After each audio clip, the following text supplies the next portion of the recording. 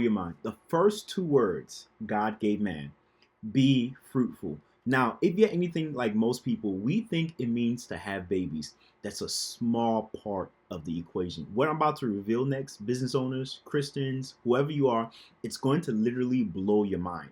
In Hebrew, the word fruitful means to abound and increase in all aspects of one's being. In other words, to be fruitful, what God is saying is that I trapped my creative potential within you, and I want you to create. I want you to be all that you can be.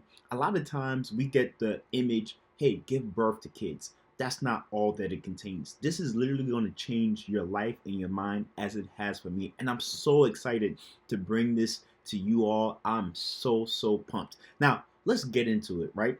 So it means to grow and increase. It means to create, to take the concepts and the ideas within you. So when God was thinking about be fruitful for human beings, what God envisioned is a human being. I want you to think about this, right? When you are a baby, when you are just having been given birth to, you're like a seed, right? There's a difference between a seed and a fruit tree, right? Let's think of a mango tree, right? A mango tree has delicious fruits on it that can feed a village. It can feed a lot of people. As a child, as this baby, I mean, some of the things that you have, you're cute, your people can get joy from you, but you really don't have a lot of fruits for people to consume. So as you grow and develop, people start having talents, they start having skills, they start having abilities. All those things are to be developed and refined into your fruits. So, right, being fruitful means that you want to go ahead, right? And you want to be able to multiply what's already there, right? It's the consequence of every action. If you remember, Jesus got angry at a fig tree and cursed it because it wasn't producing any fruit. When God looks at a fruit is anything that nourishes or adds value. So if you have an idea within your mind and you create a business, you've created a fruit in terms of creating something that adds value to others. You go to the doctor's office because you hurt your elbow, right? Now, the act of service is a fruit because he is adding value to your life. So be fruitful. We are literally hardwired to be fruitful as human beings. That's why we have so many ideas and concepts and creativity and imagination and vision, is because it is encoded into our very being to be fruitful. Being fruitful means, hey, we as a human being, we got this spirit of God within us that allows us to thrive. It allows us to create. It allows us to be creative. You making music, you've created a fruit. Why? People can dance to the music, it can elevate the mood. People use it for special occasions. So you are doing God's will when you do create. Painting some kind of artwork, right? That is a fruit. That is you taking that creative potential and making something that people hang up in their houses, sometimes worth millions of dollars, right? Picassos and all kinds of things, sculptures, right? Everything that we can create is a fruit. Now, there are good fruits and there are bad fruits, right? Somebody can take a gun, decide to kill people. That's a bad fruit. Somebody can take a gun and use it to protect their family. That's a good fruit. What we want to do as human beings is to produce the most amount of abundant, positive, righteous fruits. Now, I want you to think about this, right? The people that the world is attracted to, right? Movie stars, politicians, entrepreneurs, businessmen, the who's of the world, right? One thing that you notice, those people have an abundance of positive fruits. If we take Elon Musk, for example, what are Elon Musk's fruits? Elon Musk's fruits are his businesses, right? His businesses provide a ton of value, a ton of fruit for other people to eat. And as a result of this, he has wealth, he has fame, he has celebrity, right? He has status, he has impact. So Elon Musk, according to God's first commandment that he gave man, be fruitful, he is accomplishing the mandate and the ordinance. So you got to understand that we are all hardwired to create fruit according to the abilities and talents. That's why if you notice, sometimes from an early age, some people literally have an ability to sing, to draw, to do complex mathematical skills. And we're saying, where did this all come from? Well, trapped within every human being is God's creative potential. As a business owner, you have God's creative potential within you, right? So we have the ability to start off with an idea. Hey, this is how I'm going to add value. This is what I'm going to create. And then from there, we can literally build out a business that impacts millions of billions of people, enriches our family, enriches our ability to contribute to the kingdom of God, and allows us to live out some of our wildest dreams. So within God's Be Fruitful is not just about creating businesses, right? A lot of people think that it's, oh, just hey, whatever you create, creating books is a fruit. You investing in yourself is a fruit, right? Because your mind, you go to a business conference, you go to emotional class, you go to whatever, right? You go for therapy, right? That's a fruit because now your emotions are more balanced. You know how to hold better conversations with others. That's a fruit because it nourishes and adds value to others, right? So, using those talents and gifts to improve the world around you is key. Now, what we want to think about is as time goes on, we took the picture and just imagine a baby, right? It's really in the seed format. There's really not too much fruit, but as it starts to grow, a teenager, hey, I got ideas. I'm going to create a YouTube channel. I can create music. I can draw. It starts creating fruits, right? And as we see, even in today's world, there are teenagers that are multimillionaires, have YouTube channels with hundreds and millions of subscribers, right? Because they're creating fruit. Every time they upload a video, somebody's being entertained, somebody's being informed, right? So it goes to show that within that concept of be fruitful, there's a lot to unpack. So just bear with me as we go through more of this, and it's going to continuously blow your mind. Like literally, as I'm explaining this to you, it is literally reconfiguring my neurons, and I'm so excited and pumped for that. Okay, so let's continue, right? Being fruitful in all areas is about consistently expanding and refining every aspect of yourself.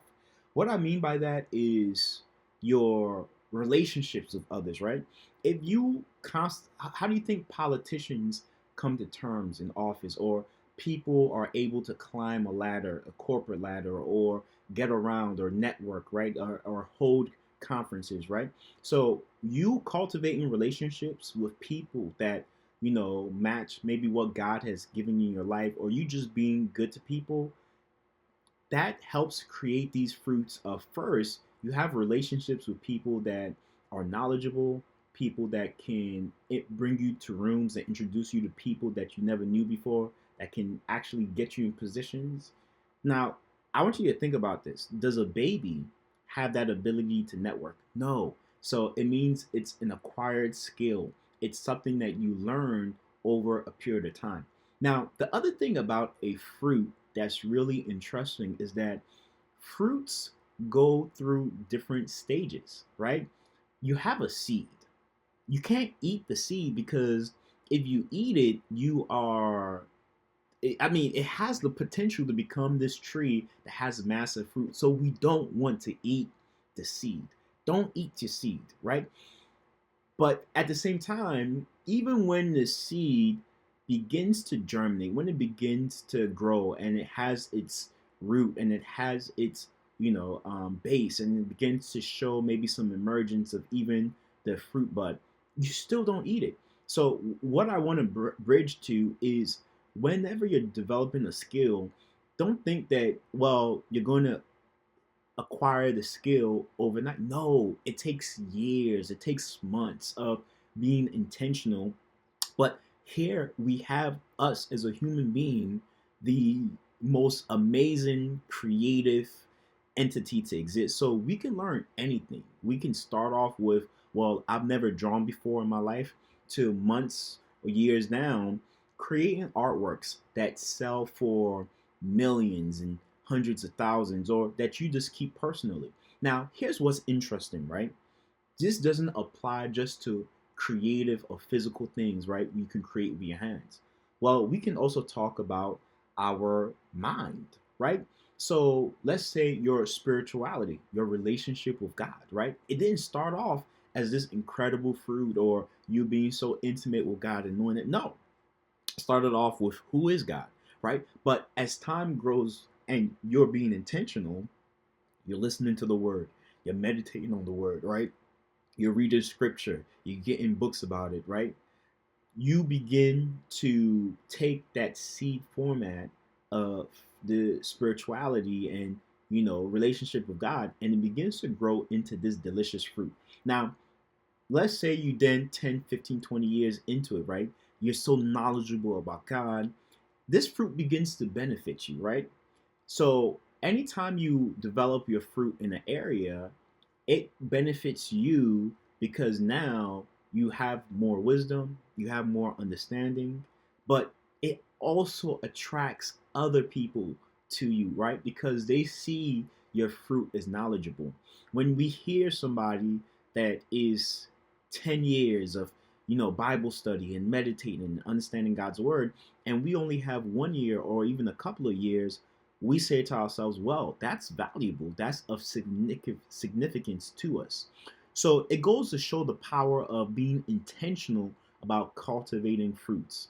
And then it connects back to when we think about these politicians. Hey, that politician has mastered the power of networking for 20 years. So what did it do? It improved his ability to navigate rooms, to create power broker relationships, to leverage other people's time, attention, and money for his own uses. It helped him develop supporters, right? So, but it didn't happen overnight. You look at the businessman, right, who is day after day, right, refining his product, talking to customers, right, trying to get it becomes a fruit that over time, at first, people looked at it and said, come on, man, really? This is your idea? This is crazy. It's not going to work, right? And that's why the Bible says, do not despise small beginnings. So it goes to let us know that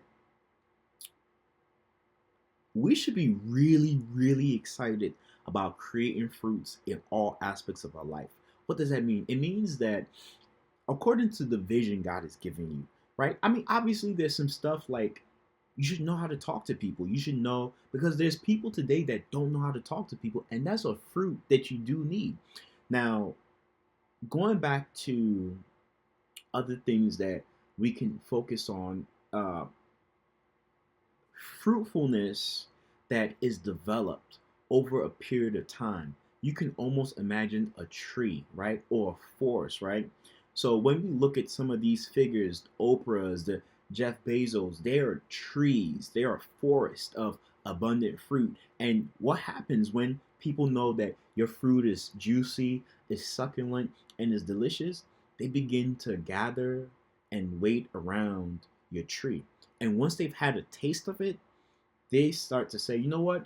I'm going to actually park right here. I'm going to sit right here because I want more of this fruit. What do they also begin to do? They also begin to tell other people about how amazing the fruit is. Now, I want to show you all a quick example, right? This is an Apple product right here. Now, on it, it's kind of interesting. It's a fruit. An apple is a fruit, right? And the apple is bitten into, right?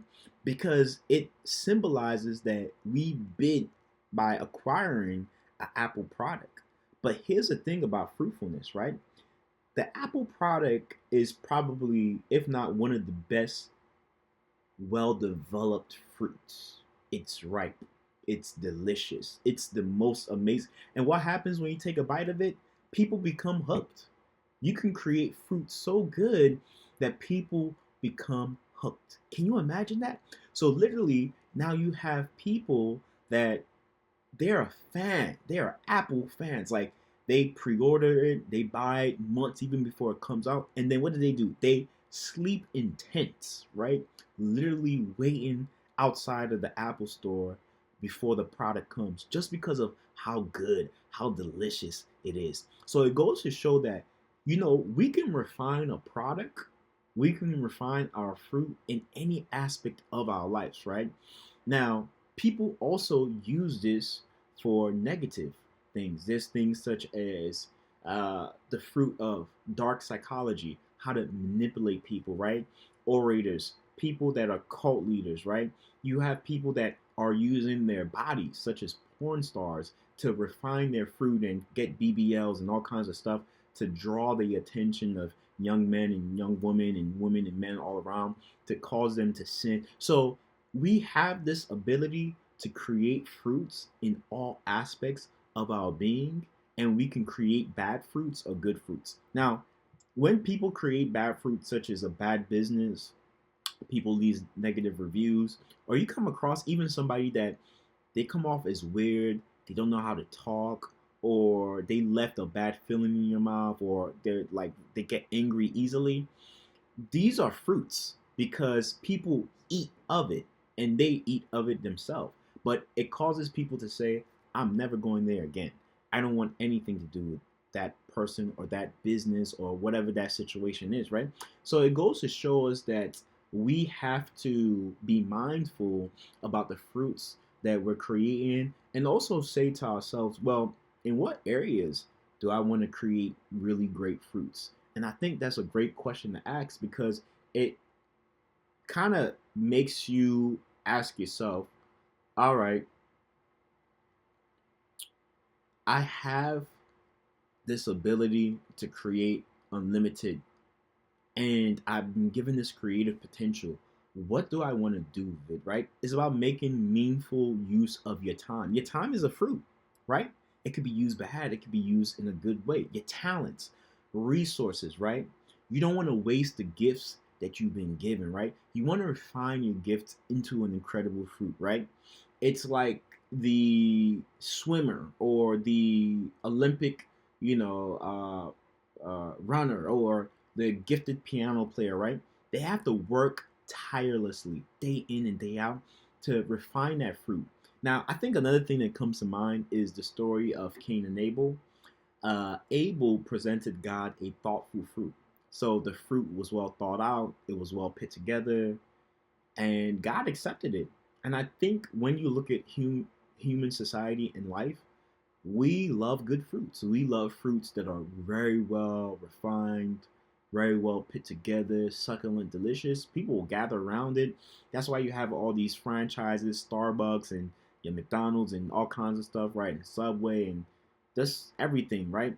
But then you also have the opposite, Cain. Cain just right randomly tossed some things together and kind of gave God fruit that was right, it wasn't thought out. It was kind of secondhand. It was a ill attempt. It was a bad attempt. It just wasn't reflective of effort or thoughtfulness. So it was lackadaisical. It was very lacking, and God actually rejected his offering. Your offering is also a, hey, this is my fruit. So it goes to show that if you're not intentional and you start giving out bad fruit, people will reject you. Even your own self will reject you, right? I think it's not just about production and just putting out hordes and, so much, I'm just going to fill this out with product. No, it's also about the quality. So that's why we all love apples, because man, the quality of this is mind blowing, right? So taking your creativity, generating new ideas, solving problems as an artist, as an entrepreneur, as an educator, whatever you are, right? It means to tap into your creative potential to refine yourself, right? In your work, in your career, in your legacy, right? We know people that are gone today, but we're still eating of their legacy. That's a fruit. The Martin Luther Kings and the George Washingtons and whoever, Jesus, you know what I'm saying? So our legacy is also a fruit, because people can eat of it and say, wow, like it's nourishing. But there's also people that have negative, bad fruits. It also depends on what people see. But we look at somebody like Hitler or tyrants or murderers or killers, right? They left the fruit. It's just that that fruit is bad. It's, negative. It's evil. I think one thing to be careful about is you want to get your fruits out there because I remember growing up, we had a pear tree in our backyard. And one thing about fruits is that if you don't harvest them in time, they can become too ripe, right? And I think that correlates to having an idea or working on something or doing something, and I mean it's great.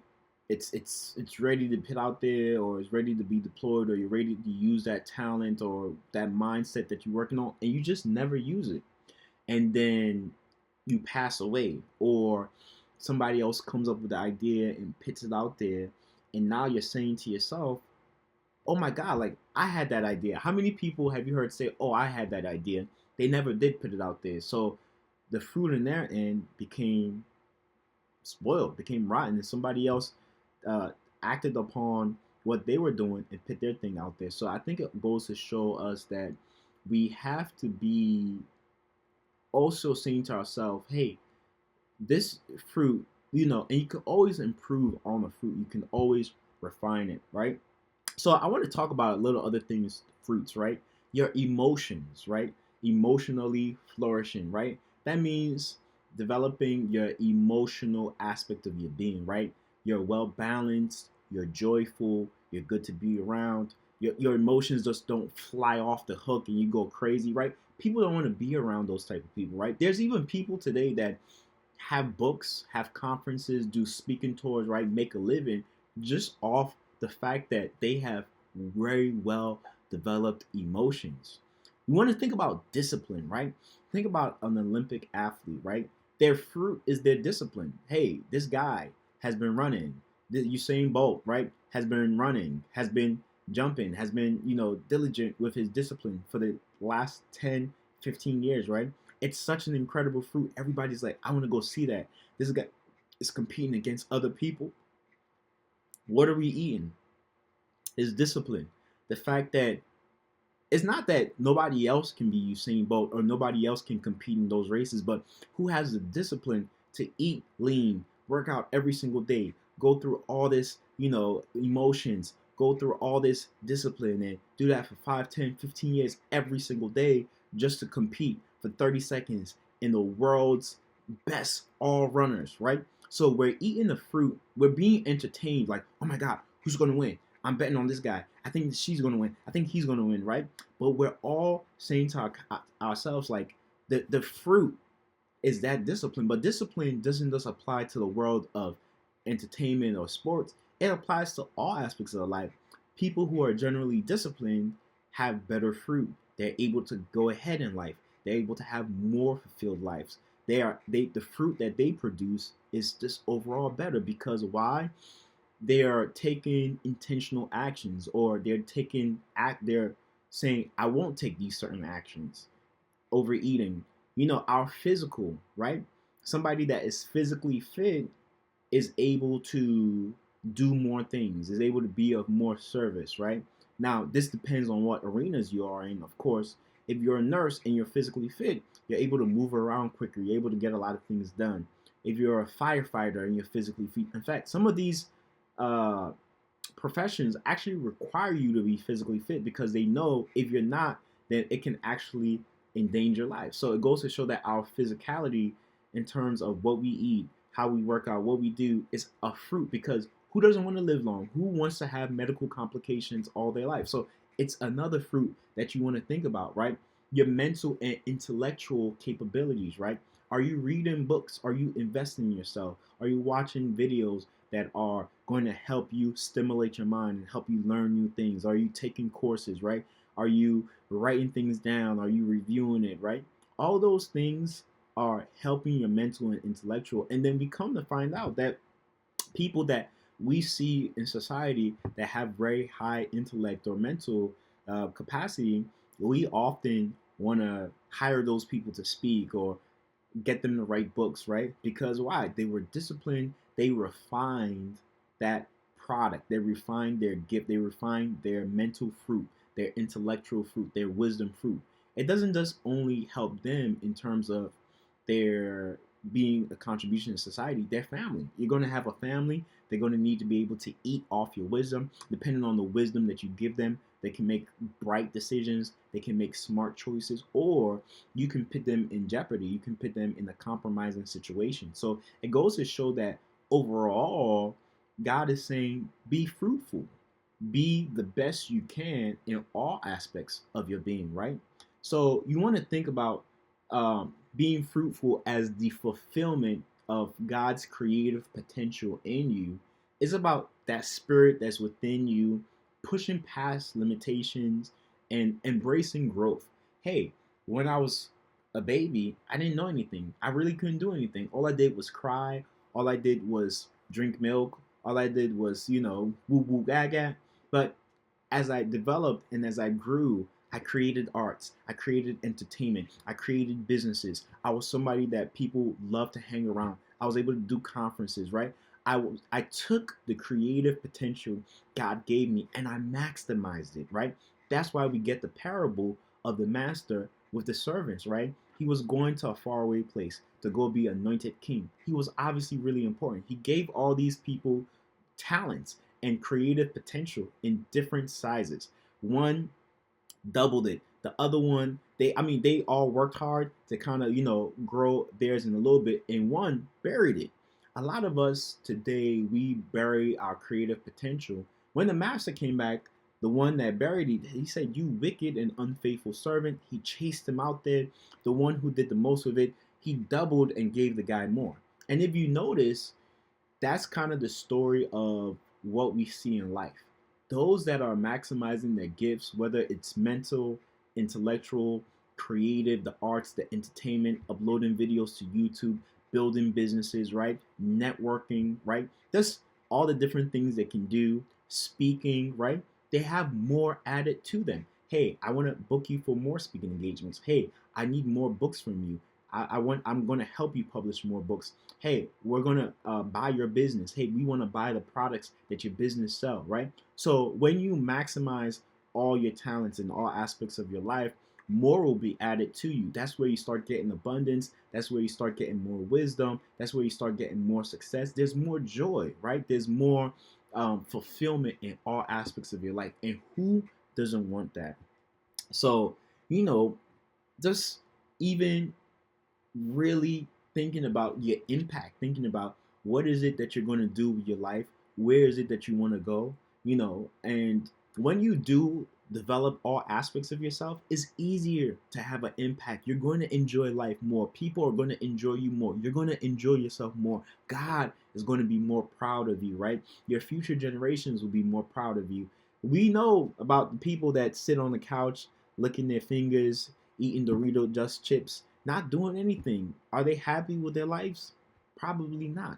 Do they have talents, gifts, and God's creative potential trapped within them? Yes. That's why we often hear that the greatest place that has so much creative potential and the richest place in the world is the graveyard, because within it, there's people that have ideas for books, ideas for music, ideas for businesses, ideas for everything. They could have cultivated something, a breakthrough in science, research, experiments, so many different things, right? So we also want to talk about your character, your virtue, right? So when people see that you have cultivated kindness, patience, humility, generosity, right? People want to be around you, right?